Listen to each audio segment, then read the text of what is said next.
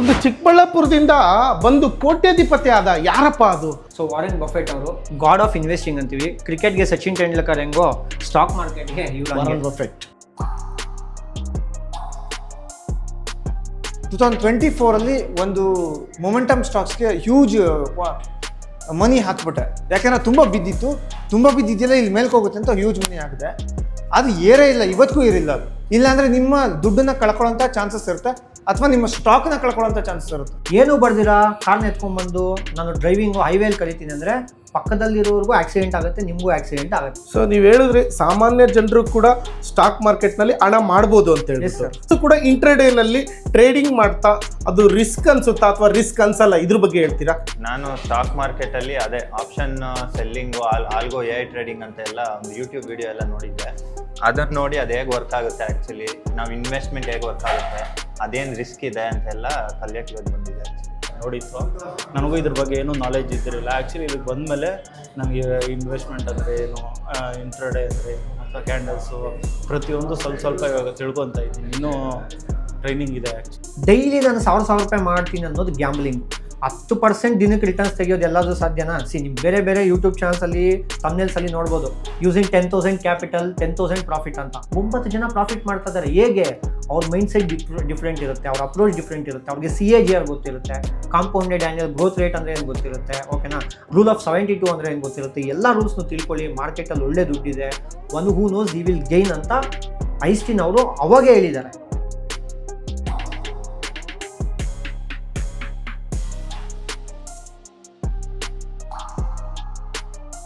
ನೀವು ಸ್ಕ್ರಾಚ್ ಇಂದ ಕಲೀರಿ ಅಂದ್ರೆ 6000 ಕೋರ್ಸ್, ಬೇಸಿಕ್ ಕೋರ್ಸ್ 6000 ಇದೆ, ಅಲ್ಲಿಂದ ಕಲಿತು ಪುಟ್ಸೆಲ್ ಗೊತ್ತು, ATM OTM ಅಂದ್ರೆ ಗೊತ್ತು ಅಂದ್ರೆ ನೆಕ್ಸ್ಟ್ ಮೆಂಟರ್ಶಿಪ್ ಕ್ಲಾಸಸ್ ಅಂತ ಇರುತ್ತೆ. ಜೊತೆಗೆ ನಾನಿರ್ತೀನಿ, ಸ್ಟಾಫ್ ಇರ್ತಾರೆ, ಎಲ್ಲರೂ ನಿಮಗೆ ಗೈಡ್ ಮಾಡ್ತಾರೆ. ಬನ್ನಿ. ಓಕೆ, ಈಗ ನೀವು ಇಷ್ಟೆಲ್ಲ ಟ್ರೈನಿಂಗ್ ಕೊಡ್ತಾ ಇದ್ದೀರಾ, ನಿಮಗೆ ಅಂತ ಏನಾದರೂ ಸರ್ಟಿಫಿಕೇಟ್ ಇದೆಯಾ? ಮನೆ ಕಟ್ಟಕ್ಕೆ ಬರಬೇಡಿ, ಅರಮನೆ ಕಟ್ಟಕ್ಕೆ ಬನ್ನಿ ಅಂತ ಹೇಳ್ತೀನಿ.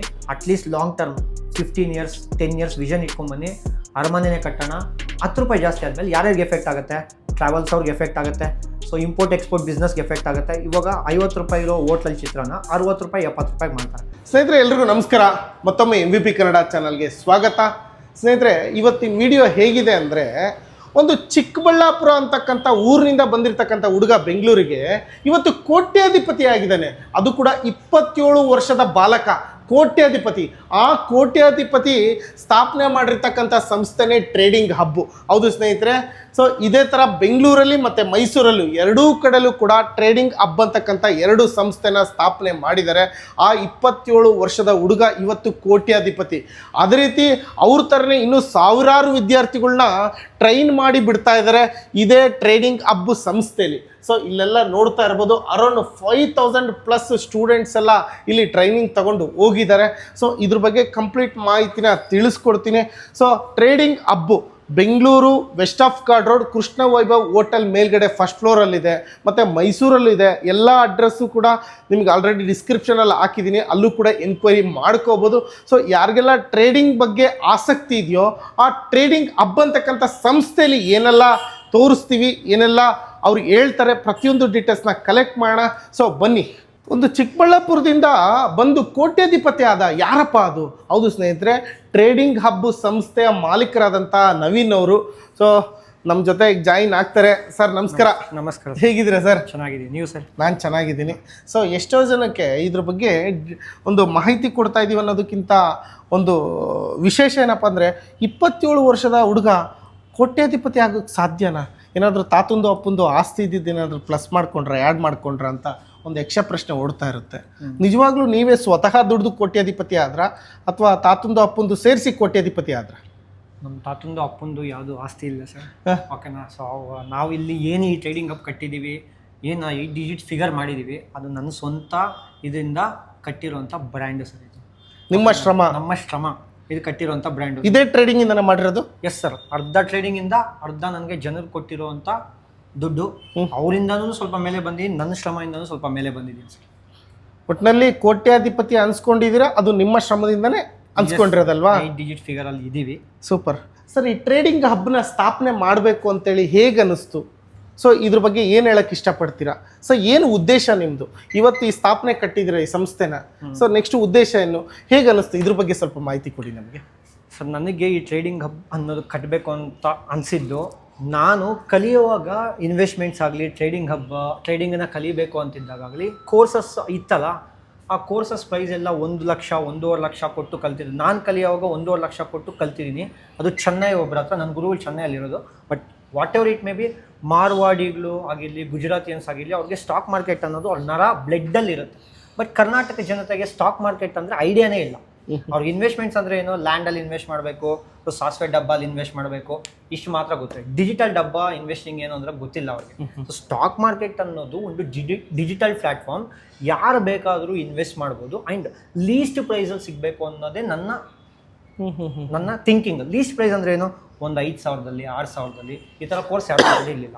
ನಾನು ಬರೀ 6,000ದಲ್ಲಿ, ನೀವು ಎಲ್ಲಾದರೂ ಬೆಂಗಳೂರಲ್ಲಿ ಕೇಳ್ಕೊಂಡು ಬನ್ನಿ, 6,000ದಲ್ಲಿ ಕೋರ್ಸ್ ಇರೋದು ಇದು ಒಂದೇ ಅಕಾಡೆಮಿ. ಬೇರೆ 10 ಇರ್ಬೋದು, 15 ಇರ್ಬೋದು. ಬಟ್ ನಾವು ಒಂದು ಲೀಸ್ಟ್ ಪ್ರೈಸಲ್ಲಿ ಟ್ರೇಡಿಂಗ್ ಆಫ್ ಕರ್ನಾಟಕ ಬೇಸಿಕ್ಕಿಂದ ಹಿಡಿದು ಅಡ್ವಾನ್ಸ್ ಲೆವೆಲ್ವರೆಗೂ ಹೇಳ್ಕೊಡ್ತಾ ಇದ್ದೀವಿ. ಸೊ ಇನ್ವೆಸ್ಟ್ಮೆಂಟ್ ಆಗಬೇಕು ಅಂದರೆ ಲೈಫಲ್ಲಿ ನೀವು ಏನು ಲ್ಯಾಂಡಲ್ಲಿ ಹಾಕೋಕೆ ಹೋಗಲ್ಲ. 5,000ನ 10,000ನ ಲ್ಯಾಂಡಲ್ಲಿ ಹಾಕೋಕ್ಕಾಗಲ್ಲ. ಈ ಬರೀ 5,000 10,000 ಇಂದನೂ ನೀವು ವೆಲ್ತ್ ಕ್ರಿಯೇಟ್ ಮಾಡ್ಬೋದು. ಆ ವೆಲ್ತ್ ಎಲ್ಲಿ ಕ್ರಿಯೇಟ್ ಆಗುತ್ತೆ ಅಂದರೆ ಓನ್ಲಿ ಸ್ಟಾಕ್ ಮಾರ್ಕೆಟ್ ಇನ್ವೆಸ್ಟ್ಮೆಂಟ್ಸ್ ಮೇಲೆ. ನೀವು ಹೇಳ್ತಾ ಇದ್ರೆ ಅವಾಗೆ ಟ್ರೇಡಿಂಗ್ ಅಂತ, ಇದೊಂದೇ ಟ್ರೇಡಿಂಗ್ ಅಲ್ಲ. ರಿಟೈರ್ಮೆಂಟ್ ಪ್ಲ್ಯಾನ್ ಮಾಡ್ಬೋದು, ನಿಮ್ಮ ಗೋಲ್ ಪ್ಲ್ಯಾನಿಂಗ್ ಮಾಡ್ಬೋದು. ನೀವು ಪ್ರಪಂಚ, ಅವಾಗ ಯಾರೋ ಹೇಳ್ತಾ ಇದ್ರು, ನೀವು ಪ್ರಪಂಚ ಎಲ್ಲ ಸುತ್ತಬೇಕು ಸರ್ ನಾನು ಅಂತ. ಆ ಪ್ರಪಂಚನ ಸುತ್ತಕ್ಕೂ ನಿಮ್ಗೆ ದುಡ್ಡು ಬೇಕು. ಎಲ್ಲದಕ್ಕೂ ಅಲ್ಟಿಮೇಟ್ ಮನಿ ಈಸ್ ಇಂಪಾರ್ಟೆಂಟ್. 99% ಪ್ರಪಂಚ ಏನ್ರ ಮೇಲೆ ನಿಲ್ತಿದೆ, ಮನಿ ಮೇಲೆ. ಎಲ್ಲದಕ್ಕೂ ಬೇಕೇ ಬೇಕು. ಬಟ್ ಅದನ್ನು ಕರೆಕ್ಟಾಗಿ ದುಡಿಬೇಕು. ಸೊ ಕರೆಕ್ಟಾಗಿ ದುಡಿಬೇಕು ಅಂದರೆ ಸೊ ಇನ್ವೆಸ್ಟ್ಮೆಂಟ್ಸ್ ಮಾಡಿ, ಇದು ಮಾಡಿ. ಇಲ್ಲಿ ಕಳ್ಕೊಳೋ ಚಾನ್ಸಸ್ಸು ಇರುತ್ತೆ ಅಂತ ಎಷ್ಟೋ ಜನ ಹೇಳ್ತಾರೆ. ಬಟ್ ಪ್ರಾಪರಾಗಿ ಏನಾದರೂ ನೀವು ಇನ್ವೆಸ್ಟ್ ಮಾಡಿದ್ರೆ, ಒಂದು ರಿಸ್ಕ್ ಮ್ಯಾನೇಜ್ಮೆಂಟ್ ಇಟ್ಕೊಂಡು, ಒಂದು ರಿಸ್ಕ್ ಏನು ಅಂತ ಕ್ಯಾಲ್ಕುಲೇಟಿವ್ ರಿಸ್ಕ್ ಇಟ್ಕೊಂಡ್ರೆ ಇಲ್ಲೂ ಕೂಡ ಮ್ಯಾಸಿವ್ ವೆಲ್ತ್ ಕ್ರಿಯೇಟ್ ಮಾಡ್ಬೋದು. ಒಂದು ರಿಚ್ಚಾಗಿ ಲೈಫ್ನ ಬದುಕ್ಬೋದು. 5,000ಇಂದ ಸ್ಟಾರ್ಟ್ ಮಾಡಿರೋಂಥ ರಾಕೇಶ್ ಜುಂಜುನ್ವಾಲಾ ಅವರು 40,000 ಕೋಟಿ ಮಾಡಿದ್ದಾರೆ. ಡಿಮಾರ್ಟ್ ಓನರು ರಾಧಾಕೃಷ್ಣ ದಮಾನಿ ಅವರು ಎಲ್ಲಿಂದ ದುಡ್ಡು ಮಾಡಿದ್ದಾರೆ 1 ಲಕ್ಷ ಕೋಟಿನ ಅಂದರೆ ಅದು ಸ್ಟಾಕ್ ಮಾರ್ಕೆಟಲ್ಲಿ. ವಿಜಯ್ ಕೆಡಿ ಅವರು 1,000 ಕೋಟಿ ಮಾಡಿದ್ದಾರೆ. ಎಲ್ಲಿಂದ ಮಾಡಿದ್ದಾರೆ, ಸ್ಟಾಕ್ ಮಾರ್ಕೆಟಿಂದ.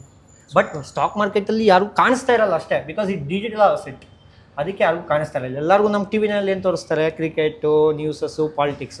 ಸ್ಟಾಕ್ ಮಾರ್ಕೆಟ್ ತೋರಿಸೋದು ಕಮ್ಮಿ, ಅದಕ್ಕೆ ಇದು ಯಾರಿಗೂ ಗೊತ್ತಾಗ್ತಿಲ್ಲ. ಸೊ ಹಾಗೇನೆ ಇಲ್ಲಿ ನೋಡಿದೆ ಒಂದು ಬ್ಯಾನರು, ಟ್ರೈನ್ಡ್ 5,000+ ಸ್ಟೂಡೆಂಟ್ಸ್ ಅಂತೇಳಿ. 5,000ಕ್ಕಿಂತ ಹೆಚ್ಚಿನ ಸ್ಟೂಡೆಂಟ್ಸ್ ನಿಮ್ಮಲ್ಲಿ ಟ್ರೈನ್ಡ್ ಆಗಿದ್ದಾರೆ. ಎಸ್ ಸರ್, 5,000ಕ್ಕಿಂತ ಅಧಿಕ. ಇನ್ನೂ ಅಪ್ಡೇಟೆಡ್ ಇಲ್ಲ, ಇದು ಬರೀ 6 ಮಂತ್ಸ್ ಬ್ಯಾಕ್ ಡೇಟಾ. ಅದಕ್ಕಿಂತ ಅಧಿಕ ಜನ ಟ್ರೈನ್ ಮಾಡಿದ್ದೀವಿ, ಟೀಚ್ ಮಾಡಿದ್ದೀವಿ ಸರ್. ಸೊ 2 ಬ್ರಾಂಚ್ಗಳಿದೆ, 2 ಬ್ರಾಂಚ್ ಟ್ರೇಡಿಂಗ್ ಹಬ್. ಒಂದು Bangalore West of Chord Road, Krishna Vaibhav hotel ಮೇಲ್ಗಡೆ ಫಸ್ಟ್ ಫ್ಲೋರ್. ಮೈಸೂರಲ್ಲಿ ಕುವೆಂಪು ನಗರ, ಸೊ ಪಂಚಮಂತ್ರ ರೋಡ್ ಅಂತಿದೆ, ಅಲ್ಲಿ ಫಸ್ಟ್ ಫ್ಲೋರೇ. ಅಲ್ಲೂ ಒಂದು ಹೋಟ್ಲಿದೆ, ರೆಡ್ ಚಿಲ್ಲೀಸ್ ಅಂತ. ಅದ್ರ ಮೇಲೆ ನಮ್ಮದು ಇದೆ ಸರ್. ಮೈಸೂರಲ್ಲಿ ಒಂದು ಬ್ರಾಂಚು, ಬೆಂಗಳೂರಲ್ಲಿ ಒಂದು ಬ್ರಾಂಚು, ದೇವನಹಳ್ಳಿಯಲ್ಲಿ ಇನ್ನೊಂದು 2 ತಿಂಗಳಲ್ಲಿ 3ನೇ ಬ್ರಾಂಚ್. ಸೂಪರ್. ನಿಮ್ಮ ಟ್ರೇಡಿಂಗ್ ಹಬ್ ಬಗ್ಗೆ ಎಕ್ಸ್ಪ್ಲೇನ್ ಮಾಡ್ತೀರಾ, ಯಾವ ಥರ ಇದೆ ಏನು ಅನ್ನೋದು? ಬನ್ನಿ ಸರ್. ಸೊ ಫಸ್ಟ್ ನಮ್ಮ ಆಫೀಸ್ ಟೂರ್ ಥರ ತೋರಿಸ್ತೀನಿ. ಅದಾದ ನಂತರ ಕೆಲವು ಪ್ರಶ್ನೆಗಳಿದೆ, ಮನಸ್ಸಲ್ಲಿ ಓಡ್ತಕ್ಕಂಥ ಪ್ರಶ್ನೆಗಳು ನಾನು ಕೇಳ್ತೀನಿ. ಮತ್ತೆ ಹೈಲೈಟ್ಸ್ ಅಲ್ಲೂ ಕೂಡ ನೋಡಿದ್ದೀರಾ. ಸೊ ದುಡ್ಡು ಮಾಡ್ಬೋದು, ಹೇಗೆ ಕೋಟ್ಯಾಧಿಪತಿ ಆದರೂ ಹೇಗಾದರೂ ಸ್ವಲ್ಪ ನಮ್ಮ ಪ್ರಶ್ನೆಗಳು ಕೇಳೋಣ. ಅದು ಬಿಟ್ಟು ಹೇಗೆ ಹೇಳ್ತಾರೆ, ಸ್ವಲ್ಪ ಟ್ರೇಡಿಂಗ್ ಹಬ್ ಬಗ್ಗೆ ತಿಳಿಸ್ಕೊಡಿ ಸರ್. ಸೊ ಇದು ಬಂದು ನಿಮಗೆ ರಿಸೆಪ್ಷನಿಸ್ಟು. ಬಂದಿದ ತಕ್ಷಣ ಇವ್ರು ಗೈಡ್ ಮಾಡ್ತಾರೆ. ಸೊ ವೈಶಾಲಿ ಮೇಡಮ್ ಅಂತ. ಸೊ ಕೋರ್ಸಸ್ ಬಗ್ಗೆ ಇರಲಿ, ಕಾಲ್ಸ್ ಅಟೆಂಡ್ ಮಾಡೋದಾಗಿರಲಿ, ಯಾರಾದರೂ ಬಂದರೆ ಅವ್ರು ನಿಮಗೆ ನೀಟಾಗಿ ಗೈಡ್ ಮಾಡ್ತಾರೆ. ಏನು ಕೋರ್ಸಸ್ಸು, ನಮ್ದು ಏನು ಫೀಸ್ ಸ್ಟ್ರಕ್ಚರ್ ಇದೆ, ಏನು ಅಂತ ಎಲ್ಲ ಅವರು ನೀಟಾಗೆ ಗೈಡ್ ಮಾಡ್ತಾರೆ. ಸೊ ಅವ್ರಿಗೂ ಆಲ್ಮೋಸ್ಟ್ 2-3 ಇಯರ್ಸಿಂದ ಎಕ್ಸ್ಪೀರಿಯನ್ಸ್ ಇದೆ ಮಾರ್ಕೆಟಲ್ಲಿ. ರಿಸೆಪ್ಷನಿಸ್ಟ್ ಒಂದೇ ಅಲ್ಲ, ಅವ್ರ ಮಾರ್ಕೆಟಲ್ಲಿ ಕೂಡ 2-3 ಇಯರ್ಸ್ ಎಕ್ಸ್ಪೀರಿಯನ್ಸ್ ಗೈನ್ ಮಾಡ್ಕೊಂಡಿದ್ದಾರೆ. ಸೂಪರ್. ಸೊ ನೆಕ್ಸ್ಟ್ ಇನ್ನು ನಿಮಗೆ ಇಲ್ಲಿ ಬಂದರೆ ಸೋಫಾ, ಇಲ್ಲಿ ಕುತ್ಕೊಳಕ್ಕೆ, ಸೊ ಅಲ್ಲಿ ಗೈಡ್ ಮಾಡೋಕ್ಕೆ. ಸೊ ಸಿಟ್ಟಿಂಗ್ ಏರಿಯಾ ಇದು ಬಂದುಬಿಟ್ಟು ಕ್ಯಾಬಿನ್ನು. ಓಕೆ, ಏನೇ ಡೌಟ್ಸ್ ಇದ್ದರೂ ಇದು ಮೆಂಟರ್ಶಿಪ್ ಕ್ಯಾಬಿನ್ ಅಂತ. ಓಕೆನಾ. ಸೊ ಇದು ಸ್ಪೆಷಲಿ ಮೆಂಟರ್ಶಿಪ್ ಸ್ಟೂಡೆಂಟ್ಸ್ಗೆ ಅಂತಲೇ ಮಾಡಿರೋಂಥ ಕ್ಯಾಬಿನ್ನು. ಸೊ ಏನೇ ಬಂದರೂ ಇಲ್ಲಿ ಗೈಡ್ ಮಾಡ್ತಾರೆ. ಓಕೆ, ವೆಲ್ ಸರ್ಟಿಫೈಡ್ ಟೀಚರ್ಸ್ ಇದ್ದಾರೆ. ಸೊ ಟೀಚರ್ಸ್ ನಿಮಗೆ ಗೈಡ್ ಮಾಡ್ತಾರೆ. ಸೊ ಏನೇನು ವರ್ಕ್ ಆಗ್ತಿದೆ, ಏನೇನು ವರ್ಕ್ ಆಗಲ್ಲ ಅಂತ. ಪ್ಲಸ್ ಇದು ಆಲ್ಸೋ ಮೆಂಟರ್ಶಿಪ್ ಕ್ಯಾಬಿನ್ನು. ಸೊ ನಮಗೂ ಅವಾಗ ಹೋಗಿ ಡಿಸ್ಕಷನ್ ರೂಮ್, ಜನಕ್ಕೆ ಯಾವ ಥರ ಕ್ವಾಲಿಟಿ ಎಜುಕೇಷನ್ ಕೊಡಬೇಕು, ಸೊ ಯಾವ ಥರ ಕೊಡಬೇಕು ಅಂತ ಇಲ್ಲಿ ಡಿಸ್ಕಸ್ ಮಾಡ್ತೀವಿ ಸರ್. ಸೂಪರ್. ನೆಕ್ಸ್ಟು ಮುಂದೆ ಹೋಗೋಣ. ಸೊ ಮುಂದೆ ಹೋದರೆ ನೆಕ್ಸ್ಟ್ ಇದು ಬಂದುಬಿಟ್ಟು ಎಡಿಟಿಂಗ್ ರೂಮು. ನಾನೇನೇ ವೀಡಿಯೋಸ್ ಮಾಡಿದ್ರು ಇದು ಬಂದುಬಿಟ್ಟು ಎಡಿಟಿಂಗ್ ರೂಮು. ನೋಡಿ, ಎಲ್ಲ ಎಡಿಟಿಂಗ್ ಎಕ್ವಿಪ್ಮೆಂಟ್ಸೇ ಇದೆ. ನಾನು ಏನೇ ವೀಡಿಯೋಸ್ ಮಾಡಿದ್ರು ಎಡಿಟ್ ಮಾಡಬೇಕು. ನಂದು ಯೂಟ್ಯೂಬ್ ಸಪ್ರೇಟ್ ಇದೆ, ನನ್ನ ಇನ್ಸ್ಟಾಗ್ರಾಮ್ ಸಪ್ರೇಟ್ ಇದೆ. ಅದರಲ್ಲಿ ಡೈಲಿ ಅಪ್ಡೇಟ್ಸ್. ಸ್ಟಾಕ್ ಮಾರ್ಕೆಟ್ ಅಷ್ಟೇ ಅಲ್ಲ, ಡಿಜಿಟಲ್ ಫ್ರೀಯಾಗಿ ಸೋಷಿಯಲ್ ಮೀಡಿಯಾ ಕೂಡ ಇದೀವಿ. ಡಿಜಿಟಲ್ ಮೀಡಿಯಾದಲ್ಲಿ ಹೋಗ್ತಾ ಇದೆ. 16,000 ಫಾಲೋವರ್ಸ್ ಇದ್ದಾರೆ, 16K ಫಾಲೋವರ್ಸ್ ಇದ್ದಾರೆ ಇನ್ಸ್ಟಾಗ್ರಾಮಲ್ಲಿ. ಓಕೆ, ಓಕೆ ಯೂಟ್ಯೂಬಲ್ಲಿ ಸ್ಟಾರ್ಟ್ ಮಾಡಿದ್ವಿ, ಯೂಟ್ಯೂಬಲ್ಲಿ ನೀಟಾಗೆ. ಸೊ ಅಂದರೆ ಡೈಲಿ ಅಪ್ಡೇಟ್ಸ್ ಇವಾಗ ನಿಮ್ಗೆ ಡೈಲಿ ಬರೋಕ್ಕಾಗಲ್ಲ, ನನ್ನ ಡೈಲಿ ಇರೋಕ್ಕಾಗಲ್ಲ.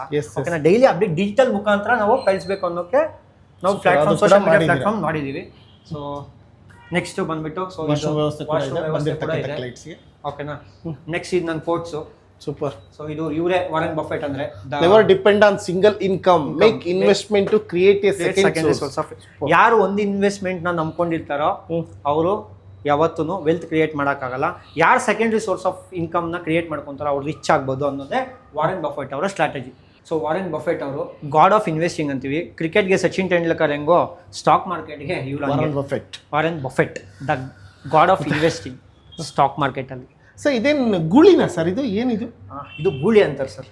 ಸೊ ಇದು ಬುಲ್ ಅಂತೀವಿ. ಬುಲ್. ಸೊ ಸ್ಟಾಕ್ ಮಾರ್ಕೆಟ್ ಯಾವಾಗ ಮೇಲೆ ಎದ್ದೇಳುತ್ತೋ ಅವಾಗ ಬುಲ್ ಅಂತೀವಿ, ಯಾವಾಗ ಬೀಳುತ್ತೋ ಅದನ್ನ ಬೇರ್ ಅಂತೀವಿ.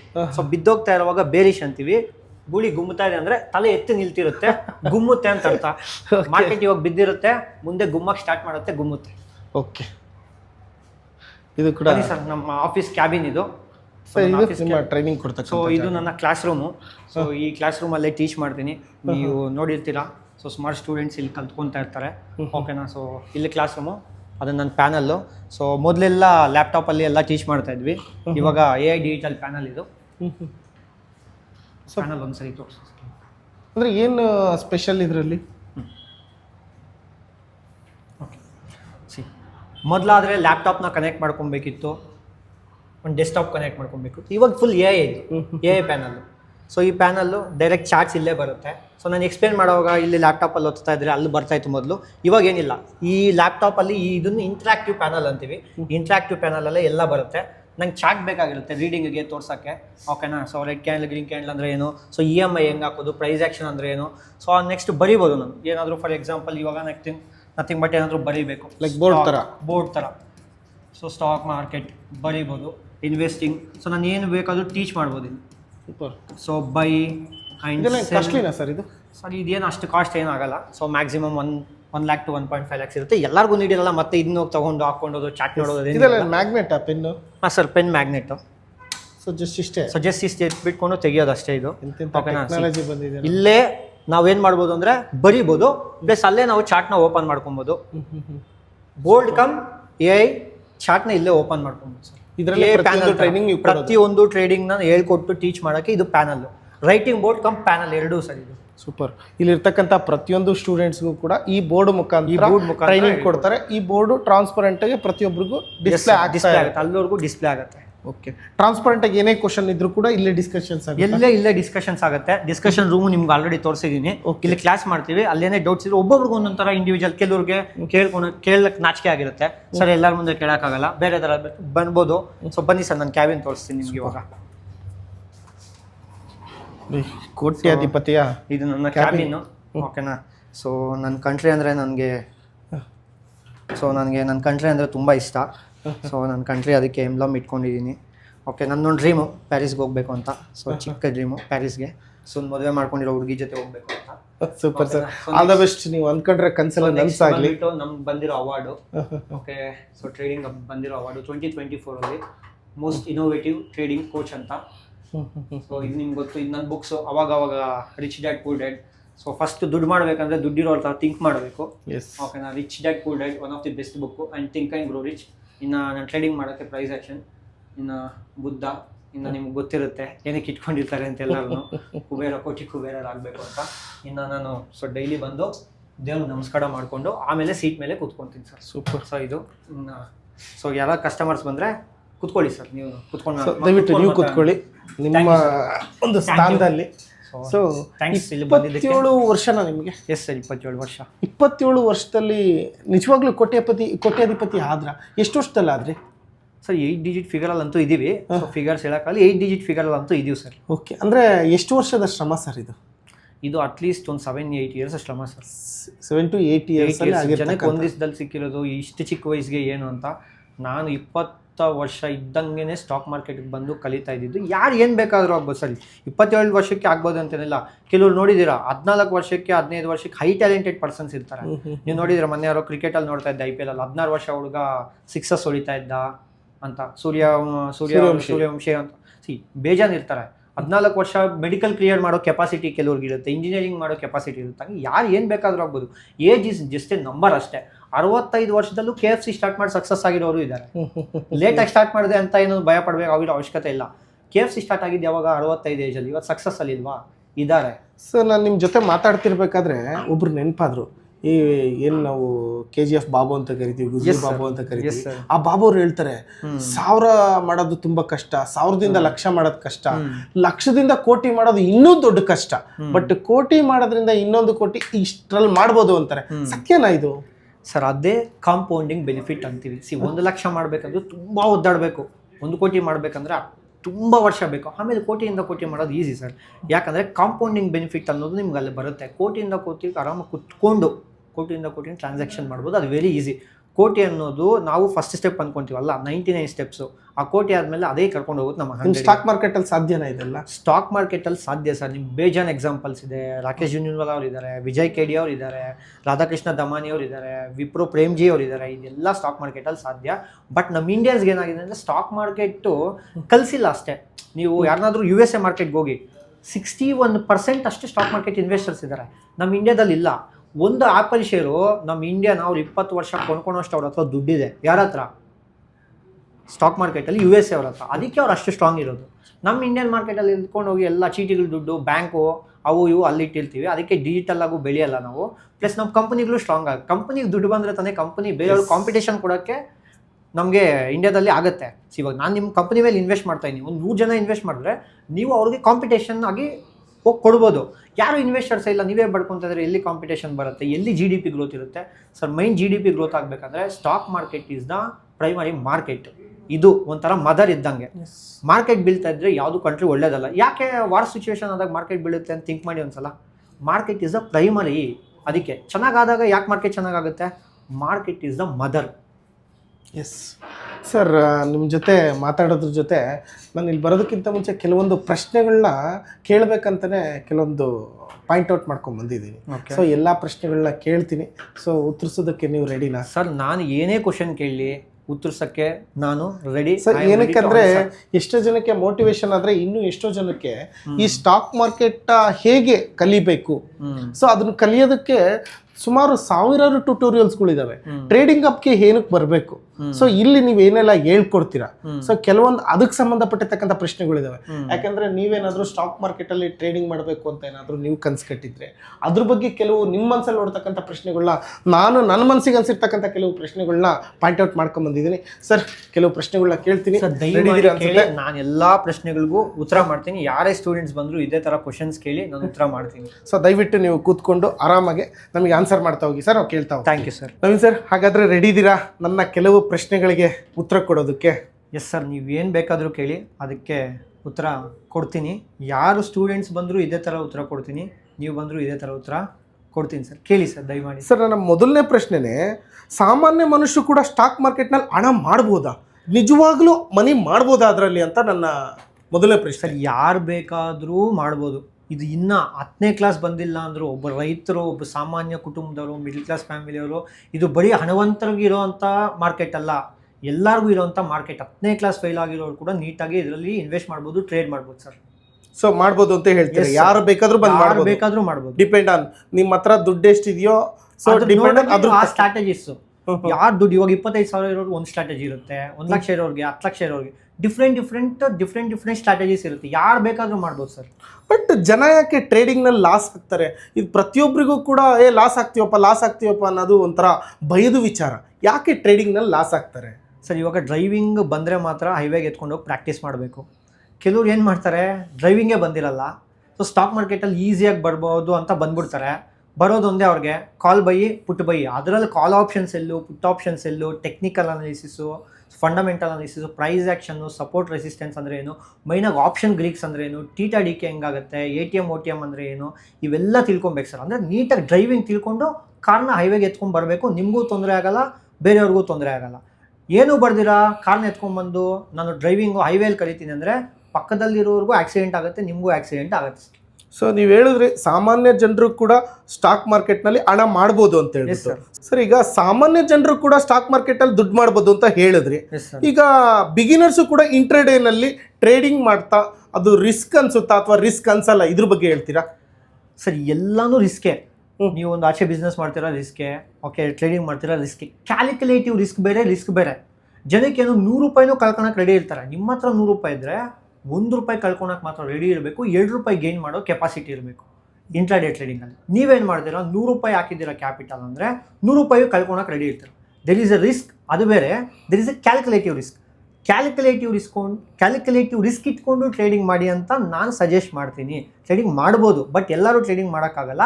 ಕ್ಯಾಲ್ಕುಲೇಟಿವ್ ರಿಸ್ಕ್ ಇರಬೇಕು, ಅದ್ರ ಬಗ್ಗೆ ನಾಲೆಡ್ಜ್ ಇರಬೇಕು ಅದ್ರ ಅಂತ ಬಗ್ಗೆ ಹೇಳ್ತೀರಾ? ನಾಲೆಜ್ ಇರಬೇಕು, ಕ್ಯಾಲ್ಕುಲೇಟಿವ್ ರಿಸ್ಕ್ ಇರಬೇಕು, ಪ್ರಾಪರ್ ರಿಸ್ಕ್ ಮ್ಯಾನೇಜ್ಮೆಂಟ್ ಅಂದ್ರೆ ಏನು ಗೊತ್ತಿರಬೇಕು, ಎಂಟ್ರಿ ಎಕ್ಸಿಟ್ SL ಇಡೋದು ಮೈನ್ ಗೊತ್ತಿರಬೇಕು ಸರ್. ಅದಕ್ಕೆ ಟ್ರೇಡಿಂಗ್ ಆಫ್ ಕರ್ನಾಟಕ ಸ್ಟಾರ್ಟ್ ಮಾಡಿರೋದು. ಕಲ್ತ್ಕೊಬೋದು, ಇಲ್ಲಿ ಬಂದ್ಬಿಟ್ಟು ಯಾರು ಬೇಕಾದ್ರೂ ಕಲ್ತ್ಕೋಬೋದು. ಸೊ ಇತ್ತೀಚಿನ ದಿನಗಳಲ್ಲಿ ಆಲ್ಗೋ ಟ್ರೇಡಿಂಗ್ ಅನ್ನೋದು ಒಂಥರ ಟ್ರೆಂಡ್ ಆಗಿಬಿಟ್ಟಿದೆ. ಅದು ನಿಜನಾ ಅಥವಾ ಕೇವಲ ಹೈಪ್ ಅಷ್ಟೇನಾ ಇವತ್ತಿನ ದಿನಕ್ಕೆ? ನೀವು ಆಲ್ರೆಡಿ ಒಬ್ಬ ಸ್ಟೂಡೆಂಟ್ನ ಲಾಯರು ಕ್ವಶನ್ ಕೇಳಿದ್ದೀರಾ ಅನ್ಸುತ್ತೆ ಇದ್ರ ಬಗ್ಗೆ. ಇದು ಓವರ್ ಹೈಪ್ ಆಗಿರೋದು ನಿಜ, ಓಕೆನಾ? ಎಲ್ಲರೂ ಆಲ್ಗೋಸ್ ಬಂದರೆ ದುಡ್ಡು ಬಂದುಬಿಡುತ್ತೆ, ಆಲ್ಗೋಸ್ ಬಂದರೆ ದುಡ್ಡು ಬಂದುಬಿಡುತ್ತೆ. ಆಲ್ಗೋಸ್ ಬಂದರೆ ದುಡ್ಡು ಬರಲ್ಲ. ಆಲ್ಗೋ ಏನು ಮಾಡುತ್ತೆ, ನಮ್ಮ ಎಕ್ಸಿಕ್ಯೂಷನ್ಸ್ನ ಈಸಿ ಮಾಡುತ್ತೆ. ಆಲ್ಗೋ ಟ್ರೇಡಿಂಗ್ ಯಾಕೆ? ನಮಗೆ ಹ್ಯೂಮನ್ಗೆ ಎಮೋಷನ್ಸ್ ಇರುತ್ತೆ, ಆಲ್ಗೋಗೆ ಎಮೋಷನ್ ಇರಲ್ಲ. ನಾನು ಪ್ರಾಪರಾಗಿ ಎಂಟ್ರಿ ಮಾಡೋಕ್ಕಾಗಲ್ಲ, ಪ್ರಾಪರಾಗಿ ಎಕ್ಸಿಟ್ ಮಾಡೋಕ್ಕಾಗಲ್ಲ. ಅದು ಪ್ರಾಪರ್ ಎಂಟ್ರಿ ಮಾಡುತ್ತೆ, ಪ್ರಾಪರ್ ಎಕ್ಸಿಟ್ ಮಾಡುತ್ತೆ. ಪ್ಲಸ್ ಇದರಲ್ಲಿ ಹ್ಯೂಮನ್ಗಿಂತ ಆ್ಯಕ್ಯುರೇಸಿ ಚೆನ್ನಾಗಿರುತ್ತೆ. ಆಲ್ಗೋ ಟ್ರೇಡಿಂಗ್ ಅನ್ನೋದು ಒಂದು ಬೆಸ್ಟ್ ಪ್ಲ್ಯಾಟ್ಫಾರ್ಮ್. ನಿಮಗಿಂತ ಅದು ಟ್ರೇಡ್ ಚೆನ್ನಾಗಿ ಮಾಡುತ್ತೆ. ಬಟ್ ಆ ಟ್ರೇಡಿಂಗಲ್ಲಿ ಕೋಡ್ ಮಾಡೋದು ನಿಮಗೆ ಗೊತ್ತಿರಬೇಕು. ನಿಮಗೆ ಅದು ಆಲ್ಗೋಗೆ ಏನು ಕೊಡಬೇಕು. ಇವಾಗ ಕಾರ್ ಓಡಿಸುತ್ತೆ ಅಂದ್ಕೊಳ್ಳಿ, ರೋಬೋಗೆ ಹೇಳ್ಬೇಕು ಇಲ್ಲಿಂದ ಈ ಡೆಸ್ಟಿನೇಷನ್ಗೆ ಹೋಗು ಅಂತ. ಅದರಲ್ಲಿ ಆಲ್ಗೋಲ್ ನಿಮ್ಗೆ ಹೇಳಿರಬೇಕು, ಈ ಟ್ರೇಡ್ ತಂದರೆ ಈ ಟ್ರೇಡ್ ತಗೋ, ಈ ಪ್ರೈಸ್ ಆ್ಯಕ್ಷನ್ ಬ್ರೇಕ್ಔಟ್ ಆದರೆ ಈ ಟ್ರೇಡ್ ತಗೋ ಅಂತ. ಅವಾಗ ಅದು ನೀಟಾಗಿ ಎಕ್ಸಿಕ್ಯೂಟ್ ಮಾಡುತ್ತೆ. ಆಲ್ಗೋ ಅನ್ನೋದು ಒಂದು ಬೆಸ್ಟ್ ಪ್ಲ್ಯಾಟ್ಫಾರ್ಮ್. ಯಾರಿಗೆ? ಬಿಸ್ನೆಸ್ ಪೀಪಲ್ಗೆ, ಯಾರಾದರೂ ವರ್ಕಿಂಗ್ ಪ್ರೊಫೆಷನ್ಗೆ, ಸ್ಟೂಡೆಂಟ್ಸ್ಗೆ. ನಾನು ಕುತ್ಕೊಂಡಿರೋಕ್ಕಾಗಲ್ಲ ಮಾರ್ಕೆಟಲ್ಲಿ 6 hours ಅಂದರೆ they can use the algo. ಯಾರು ಬೇಕಾದ್ರೂ ಯೂಸ್ ಮಾಡ್ಬೋದು. ಒಂದೇ 1 ನಿಮಿಷ ಅಷ್ಟೇ ಡೈಲಿ ಕೆಲಸ, ಒಂದು OTP ಆಗಬೇಕು ಅಷ್ಟೇ ಸರ್. ಸೊ ಇದು ಐಪ್ ಆಗಿರ್ಬೋದು, ಬಟ್ ಅದ್ರದ್ದೇ ಆಗಿರ್ತಕ್ಕಂಥ ನಾಲೆಡ್ಜ್ ಇಟ್ಕೊಂಡು ಮಾಡಿ, ಈ ಟೈಮಲ್ಲಿ ಮಾಡಿ ಅಂತ ಹೇಳ್ತೀರಾ ನೀವು, ಅಲ್ವಾ ಸರ್? ಆಲ್ಗೋಗೆ ಏನು ನಾವು ಹೇಳಬೇಕು, ಈ ಕಂಡೀಷನ್ಸ್ ಬ್ರೇಕ್ ಆದರೆ ತಗೋ ಅಂತ. ಆ ಕಂಡೀಷನ್ಸ್ ಬ್ರೇಕ್ ಆದರೆ ತಗೊಳುತ್ತೆ. ಕೆಲವ್ರಿಗೇನೋ ಆಲ್ಗೋ ಅಂದರೆ ಬರೀ ಆನ್ ಮಾಡೋದು ಆಫ್ ಮಾಡೋದಲ್ಲ. ಆಲ್ಗೋಗಿ ನೀವು ಕೋಡ್ ಮಾಡಬೇಕು, ನೀವು ಹೇಳಬೇಕು ಮಿಷಿನ್ಗೆ ಇಷ್ಟು ಕೆಲಸ ಮಾಡು ಅಂತ, ಅವಾಗ ಅಷ್ಟು ಕೆಲಸ ಮಾಡುತ್ತದೆ.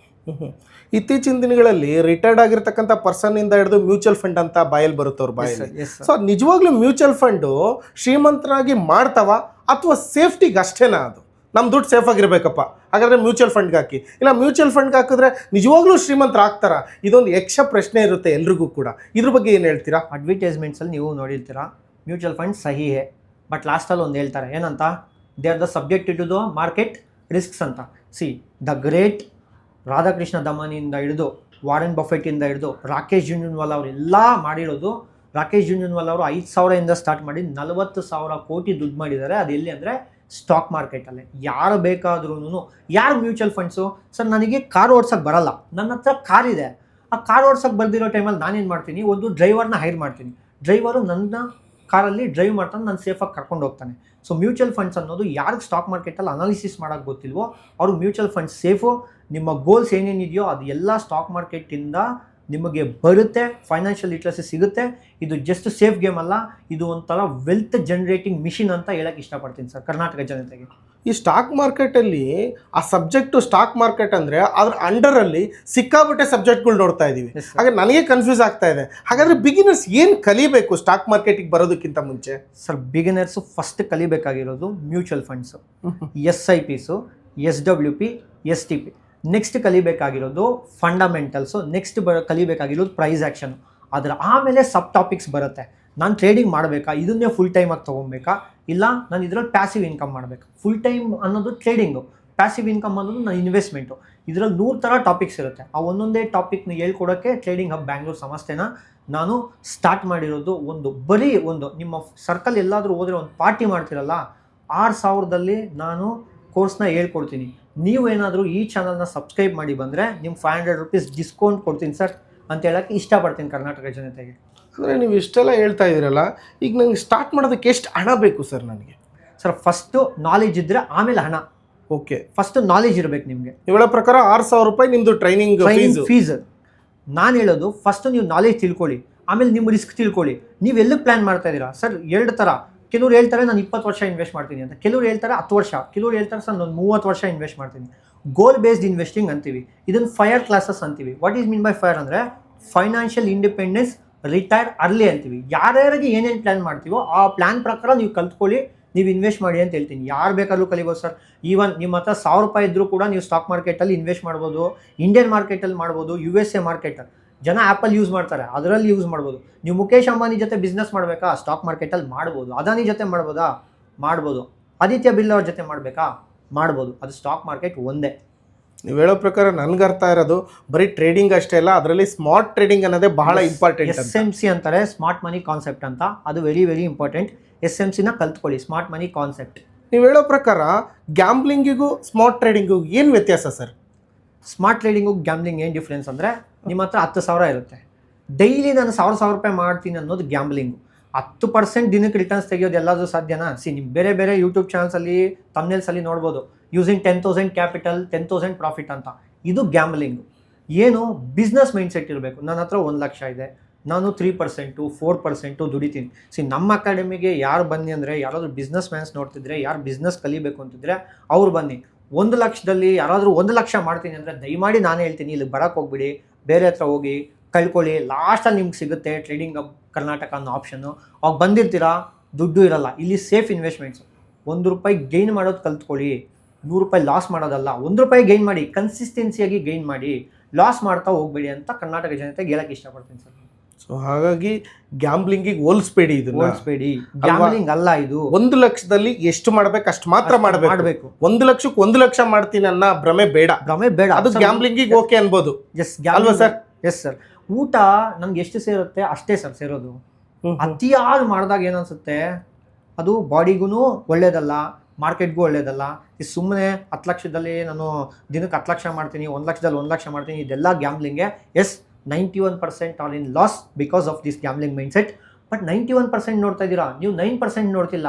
9 ಜನ ಪ್ರಾಫಿಟ್ ಮಾಡ್ತಾ ಇದ್ದಾರೆ. ಹೇಗೆ? ಅವ್ರ ಮೈಂಡ್ಸೆಟ್ ಡಿಫ್ರೆಂಟ್ ಇರುತ್ತೆ, ಅವ್ರ ಅಪ್ರೋಚ್ ಡಿಫ್ರೆಂಟ್ ಇರುತ್ತೆ, ಅವ್ರಿಗೆ CAGR ಗೊತ್ತಿರುತ್ತೆ, ಕಾಂಪೌಂಡೆಡ್ ಆ್ಯನ್ಯಲ್ ಗ್ರೋತ್ ರೇಟ್ ಅಂದರೆ ಏನು ಗೊತ್ತಿರುತ್ತೆ, ಓಕೆನಾ, ರೂಲ್ ಆಫ್ 72 ಅಂದರೆ ಏನು ಗೊತ್ತಿರುತ್ತೆ. ಎಲ್ಲ ರೂಲ್ಸ್ನು ತಿಳ್ಕೊಳ್ಳಿ. ಮಾರ್ಕೆಟಲ್ಲಿ ಒಳ್ಳೆ ದುಡ್ಡಿದೆ, ಒಳ್ಳೆ ಫ್ಯೂಚರ್ ಇದೆ, ಒಳ್ಳೆ ಪೊಟೆನ್ಷಿಯಲ್ ಇದೆ ಸರ್ ಮಾರ್ಕೆಟಲ್ಲಿ. ಮತ್ತು ಇನ್ನೊಂದು ಪ್ರಶ್ನೆ ಸರ್, ಯಾಕಂದರೆ ನಾವು ಕಷ್ಟಪಟ್ಟು ದುಡಿದಿರ್ತಕ್ಕಂಥ ದುಡ್ಡನ್ನು ಹಾಕ್ತಾ ಇರೋದು. ಸೊ ಈ ಪ್ರಶ್ನೆ ಬಂದರೆ, ಪ್ರೊಫೆಷ್ನಲ್ ಎಮೋಷನ್ನು ಮತ್ತು ರಿಸ್ಕು ಇವೆರಡೂ ಹೇಗೆ ಹ್ಯಾಂಡ್ಲ್ ಮಾಡಬೇಕು? ಈಗ ಇರೋದೊಂದು ಬ್ರೈನು, ಎರಡಕ್ಕೂ ಒಂದೇ.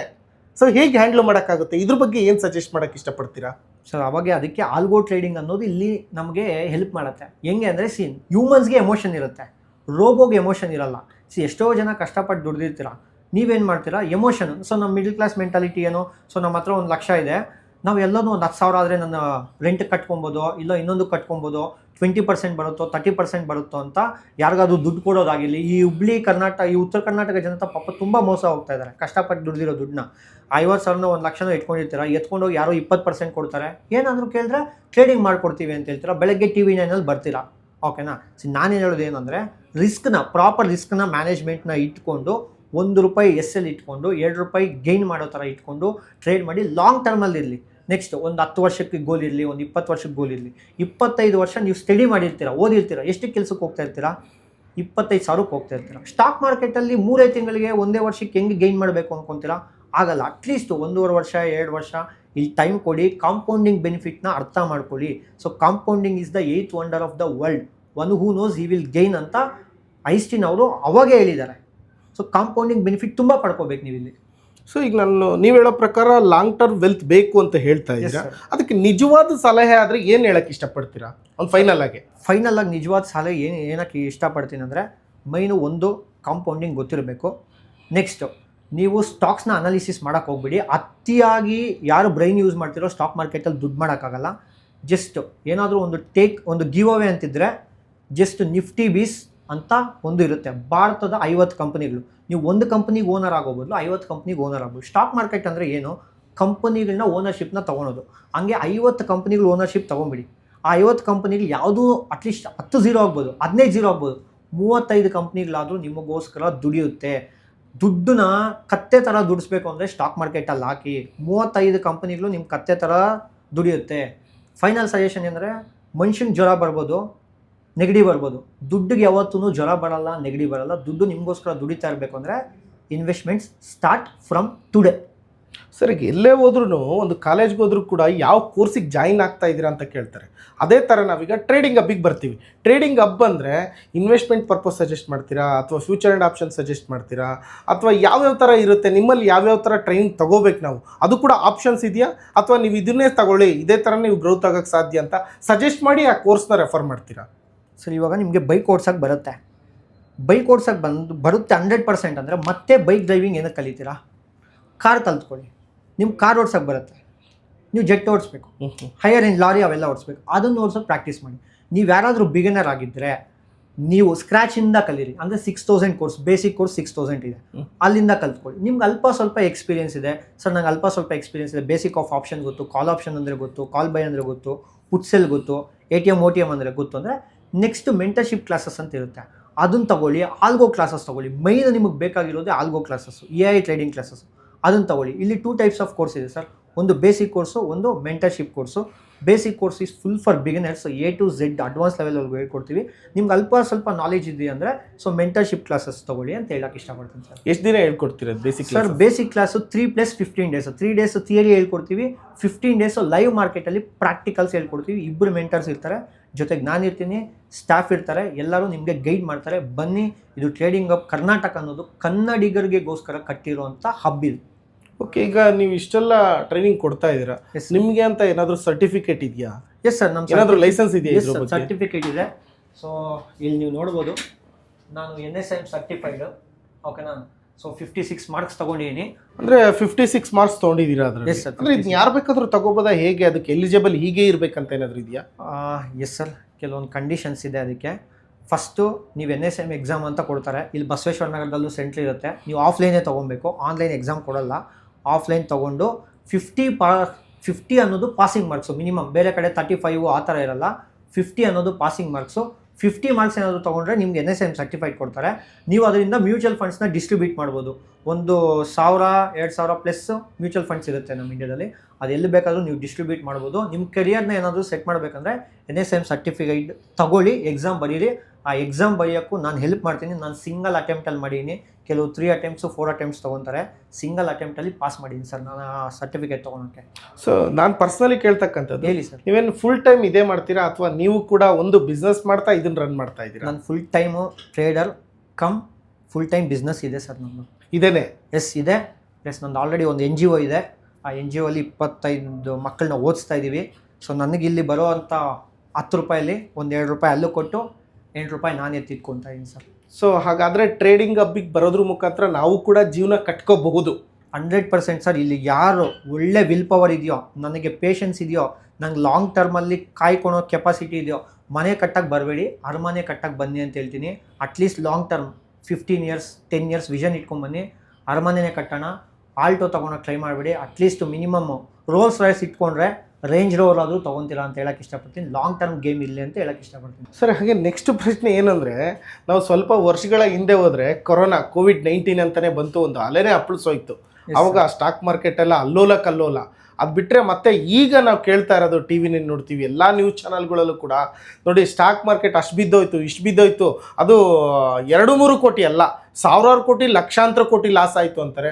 ಸೊ ಇಂಥದ್ದೆಲ್ಲ ನಾವು ಕೇಳಿಕೊಂಡು ಸ್ಟಾಕ್ ಮಾರ್ಕೆಟಿಗೆ ಬರೋದಕ್ಕೆ ನಿಜವಾಗ್ಲೂ ಭಯ ಅನಿಸುತ್ತೆ ಸರ್. ಇದ್ರ ಬಗ್ಗೆ ಏನು ಹೇಳೋಕ್ಕೆ ಇಷ್ಟಪಡ್ತೀರಾ? ಸರ್, ಸ್ಟಾಕ್ ಮಾರ್ಕೆಟು ಬೀಳೋದು ಸಹಜ, ಝೀರೋ ಆಗಲ್ಲ. ಬೀಳೋ ಅನ್ನೋದು ಅದು ಸಹಜ. ಮನುಷ್ಯನಿಗೆ ಹುಷಾರಿಲ್ದಿರಾಗುತ್ತೆ, ಸ್ಟಾಕ್ ಮಾರ್ಕೆಟ್ಗೂ ಬೀಳುತ್ತೆ. ಯಾಕೆ ಬೀಳುತ್ತೆ ಅಂದರೆ ಇವಾಗ ಅನ್ಸರ್ಟನ್. ಸ್ಟಾಕ್ ಮಾರ್ಕೆಟ್ ಏನರ ಮೇಲೆ ನಿಲ್ತಿದೆ? ಎಲ್ಲ ಬಿಸ್ನೆಸಸ್ ಮೇಲೆ ನಿಲ್ತಿದೆ. ಇವಾಗ ವಾರ್ ಸಿಚುವೇಶನ್ ಬರ್ತಾ ಇದೆ, ನಮಗೆ ಗೊತ್ತಿದೆ. USA ಇರಾನ್ ವಾರ್ಸ್ ನಡೀತಿದೆ. ವಾರ್ಸ್ ನಡೆದಾಗ ನಮಗೇನಾಗುತ್ತೆ, ಕ್ರೂಡ್ ಆಯಿಲ್ ಜಾಸ್ತಿ ಆಗುತ್ತೆ. ಕ್ರೂಡ್ ಆಯಿಲ್ ಜಾಸ್ತಿ ಆದಾಗ ಪೆಟ್ರೋಲ್ ರೇಟು ನಮಗೆ 100 ರೂಪಾಯಿ ಸಿಗೋದು, ಇವಾಗ 10 ರೂಪಾಯಿ ಜಾಸ್ತಿ ಆಯಿತು ಅಂದ್ಕೊಳ್ಳಿ. 10 ರೂಪಾಯಿ ಜಾಸ್ತಿ ಆದಮೇಲೆ ಯಾರ್ಯಾರಿಗೆ ಎಫೆಕ್ಟ್ ಆಗುತ್ತೆ? ಟ್ರಾವೆಲ್ಸ್ ಅವ್ರಿಗೆ ಎಫೆಕ್ಟ್ ಆಗುತ್ತೆ. ಸೊ ಇಂಪೋರ್ಟ್ ಎಕ್ಸ್ಪೋರ್ಟ್ ಬಿಸ್ನೆಸ್ಗೆ ಎಫೆಕ್ಟ್ ಆಗುತ್ತೆ. ಇವಾಗ 50 ರೂಪಾಯಿ ಇರೋ ಹೋಟ್ಲಲ್ಲಿ ಚಿತ್ರಾನ್ನ 60 ರೂಪಾಯಿ 70 ರೂಪಾಯಿಗೆ ಮಾಡ್ತಾರೆ. ಆವಾಗ ಕೂಲಿ ಕೊಡೋನಿಗೆ ಏನು ಅನಿಸುತ್ತೆ, ನೀವು 500 ರೂಪಾಯಿ 600 ರೂಪಾಯಿ ಕೊಡ್ತಾ ಇರೋನಿಗೆ ಅವ್ನು 750 ರೂಪಾಯಿ ಕೆಳಗೆ ಸ್ಟಾರ್ಟ್ ಮಾಡ್ತಾನೆ. ಇದು ಇಂಡೈರೆಕ್ಟಾಗಿ ಎಕನಾಮಿ ಮೇಲೆ ಎಫೆಕ್ಟ್ ಆಗುತ್ತೆ. ಎಕನಾಮಿ ಮೇಲೆ ಎಫೆಕ್ಟ್ ಆದಾಗ ಸ್ಟಾಕ್ ಮಾರ್ಕೆಟು ಬೀಳೋದು ಸಹಜ. ಎಷ್ಟೇ ಬಿದ್ದರೂ ಮನುಷ್ಯ ಆಗಲಿ ಸ್ಟಾಕ್ ಮಾರ್ಕೆಟ್ ಹೋಗಲಿ ಮೇಲೇ ಹೋಗಬೇಕು. ಎಕ್ಸಾಂಪಲ್ 2008ಅಲ್ಲಿ ಬಿತ್ತು, ಮತ್ತೆ ಬೌನ್ಸ್ ಬ್ಯಾಕ್ ಆಯಿತು. ಕೋವಿಡ್ ಬಿತ್ತು, ಮತ್ತೆ ಬೌನ್ಸ್ ಬ್ಯಾಕ್ ಆಯಿತು. ಇವಾಗ ಬಿತ್ತು, ಮತ್ತೆ ಬೌನ್ಸ್ ಬ್ಯಾಕ್ ಆಗುತ್ತೆ. ಬಟ್ ಬೌನ್ಸ್ ಬ್ಯಾಕ್ ಆಗೋವಾಗ ನೀವು ಇನ್ವೆಸ್ಟ್ ಮಾಡಿದ್ದೀರಾ ಇಲ್ಲ, ಮಾರ್ಕೆಟ್ ಜೊತೆ ಇದ್ದೀರಾ ಇಲ್ಲ ಅನ್ನೋದೇ ಲೆಕ್ಕಕ್ಕೆ ಬರುತ್ತೆ. So the great Warren Buffett god of investing ಏನು ಹೇಳ್ತಾರೆ ಅಂದರೆ, when others are fear you should be greedy, when others are greedy you should be fear ಅಂತ ಹೇಳ್ತಾರೆ. ಅಂದರೆ ಯಾರು ಜನ ಭಯ ಪಡ್ತಾ ಇರ್ತಾರೋ ಅವಾಗ ನೀವು ಅದನ್ನ ಇಷ್ಟಪಡಬೇಕು, ಯಾವಾಗ ಜನ ಇಷ್ಟಪಡ್ತಾ ಇರ್ತಾರೋ ಅವಾಗ ನೀವು ಭಯ ಪಡಬೇಕು ಅಂತ ದ ಗ್ರೇಟ್ ವಾರೆನ್ ಬಫೆಟ್. ಹೆಂಗೆ ಸಚಿನ್ ಗಾಡ್ ಆಫ್ ಕ್ರಿಕೆಟು, ಅವರು ಇನ್ವೆಸ್ಟಿಂಗಿಗೆ ಗಾಡ್ ಅಂತಾರೆ ವಾರೆನ್ ಬಫೆಟ್ ಅವ್ರನ್ನ. ಅಂದ್ರೆ ಯಾವಾಗ ಮಾರ್ಕೆಟ್ ಬೀಳುತ್ತೆ ಅದೇ ಸರಿಯಾದ ಸಮಯ ನಮಗೆ ಇನ್ವೆಸ್ಟ್ ಅದೇ ಸರಿಯಾದ ಸಮಯ. ಬಿಕಾಸ್ 100 ರೂಪಾಯಿಲಿರುವಂಥ ಕ್ವಾಲಿಟಿ ಆಫ್ ದ ಸ್ಟಾಕ್ಸು 80 ರೂಪಾಯಿಗೆ 70 ರೂಪಾಯಿಗೆ ಬಂದು ನಿಲ್ತಿರುತ್ತೆ. 30 ರೂಪಾಯಿ ಡಿಸ್ಕೌಂಟಲ್ಲಿ ಟ್ರೇಡ್ ಆಗ್ತಾ ಇರುತ್ತೆ. ಆ ಡಿಸ್ಕೌಂಟಲ್ಲಿ ದುಡ್ಡು ಹಾಕಿ ನೀವು ದುಡ್ಡು ಮಾಡ್ತೀರಾ, ಇನ್ನೂ ಈಸಿಯಾಗೆ ಕಾಂಪೌಂಡಿಂಗ್ ಆಗುತ್ತೆ ಅಂತ ಹೇಳಕ್ಕೆ ಇಷ್ಟಪಡ್ತೀನಿ. ಈಗ ನಾವು ಸ್ಟಾಕ್ ಮಾರ್ಕೆಟ್ಗೆ ಎಂಟ್ರಿ ಆಗೋದು ಅದ್ರ ಬಗ್ಗೆ ಹೇಳಿದ್ರಿ ಸರ್. ಏನು ಬೇಕು ಸರ್? ಮೊಬೈಲ್ ಬೇಕಾ ಅಥವಾ ಲ್ಯಾಪ್ಟಾಪ್ ಬೇಕಾ, ಸಿಸ್ಟಮ್ ಬೇಕಾ, ಏನು ಬೇಕು ನಮಗೆ ಅದಕ್ಕೆಲ್ಲ ಎಕ್ವಿಪ್ಮೆಂಟು? ಸರ್ ಫಸ್ಟು ಇದಕ್ಕೆ ಯಾವುದೇ ರೀತಿ ಎಜುಕೇಷನ್ ಕ್ವಾಲಿಫಿಕೇಷನ್ ಇಲ್ಲ. 18+ ಆಗಿದ್ದರೆ ಯಾರು ಬೇಕಾದರೂ ಬರ್ಬೋದು. ಸರ್ ನಮ್ಮ ಮಕ್ಕಳ ಮೇಲೆ ಇನ್ವೆಸ್ಟ್ ಮಾಡಬೇಕಂದ್ರೂ ಚೈಲ್ಡ್ ಫಂಡ್ಸ್ ಅಂತಲೇ ಮ್ಯೂಚುವಲ್ ಫಂಡ್ಸಲ್ಲಿ ಇರುತ್ತೆ, ಅದರಲ್ಲಿ ಕೂಡ ನೀವು ನಿಮ್ಮ ಮಕ್ಕಳ ಹೆಸರಲ್ಲಿ ಕೂಡ ಇನ್ವೆಸ್ಟ್ ಮಾಡ್ಬೋದು. ಸರ್ ಮೊದಲು ಬೇಕಾಗಿತ್ತು, ಒಂದು 15 ವರ್ಷದಿಂದ ಲ್ಯಾಪ್ಟಾಪ್ ಬೇಕಾಗಿತ್ತು. ಬಿಕಾಸ್ ನಮ್ಮ ಮೊಬೈಲಲ್ಲಿ ಸ್ಪೀಡ್ ಇರಲಿಲ್ಲ, ಕನೆಕ್ಟಿವಿಟಿ ಇರಲಿಲ್ಲ. ಇವಾಗ ಯಾರ ಹತ್ರ ಆದರೂ 4G ಫೋನ್ ಇದೆಯಾ, 4G ಫೋನ್ ಇದ್ದರೆ ಸಾಕು, you can trade and you can invest. ಚಾರ್ಟ್ಸ್ನ ಅಲ್ಲೇ ನೋಡ್ಬೋದು. ಲ್ಯಾಪ್ಟಾಪು ನೀಡಿಲ್ಲ, ಲ್ಯಾಪ್ಟಾಪ್ಗೆ ಇನ್ವೆಸ್ಟ್ಮೆಂಟ್ ವೇಸ್ಟ್ ಮಾಡಿಬಿಡಿ. ಇವಾಗ ಸ್ಕ್ರೀನ್ಸ್ ದೊಡ್ಡದಾಗೆ ಕಾಣಿಸುತ್ತೆ ಮೊಬೈಲಲ್ಲೇ. 4G 5G ಅಲ್ಲಿ ಇದ್ದೀವಿ ನಾವು. ಡಿಮ್ಯಾಟು ಸಿಂಪಲ್ ಮೊಬೈಲಲ್ಲೇ ಓಪನ್ ಮಾಡ್ಕೊಬೋದು, ನಾವು ಟ್ರೇಡ್ ಮಾಡ್ಬೋದು. ಸರ್ ಇದಕ್ಕೆ ರೈತರು ಬೇಕಾದರೂ ಬರ್ಬೋದು, ಹೌಸ್ ವೈಫ್ ಬರ್ಬೋದು. ನೀವು ನೋಡಿದರೆ ನಮ್ಮ ಇದರಲ್ಲಿ ಲಾಯರ್ಸ್ ಬರ್ತಾರೆ, ಬಿಸ್ನೆಸ್ ಮ್ಯಾನ್ಸ್ ಬರ್ತಾರೆ, ರೈತರು ಬರ್ತಾರೆ. 10ನೇ ಕ್ಲಾಸ್ ಫೇಲ್ ಆಗಿರೋರು ಕೂಡ ನಮ್ಮದಲ್ಲಿ ಚೆನ್ನಾಗಿ ಇನ್ವೆಸ್ಟ್ ಮಾಡ್ತಾರೆ ಸರ್. ಅವರೇ ಚೆನ್ನಾಗಿ ಇನ್ವೆಸ್ಟ್ ಮಾಡೋದು. ಬಿಕಾಸ್ ಅವ್ರು ನಾವೇನು ಹೇಳ್ಕೊಡ್ತೀವೋ ಅಷ್ಟು ಮಾತ್ರ ಮಾಡ್ತಾರೆ. ಅತಿ ಬುದ್ಧಿವಂತರು ಅವರವರೇ ಬುದ್ಧಿ ಉಪಯೋಗಿಸೋಕೆ ಹೋಗ್ತಾರೆ ಸರ್.